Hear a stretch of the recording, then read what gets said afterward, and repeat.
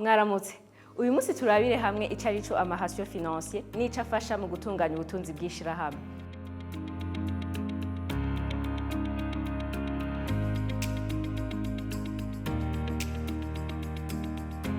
Ratios Financiers ni ibiharuro bifasha kumenya uko ishirahamwe ryifashe mu vy'amafaranga n'ingene ririko rirakora.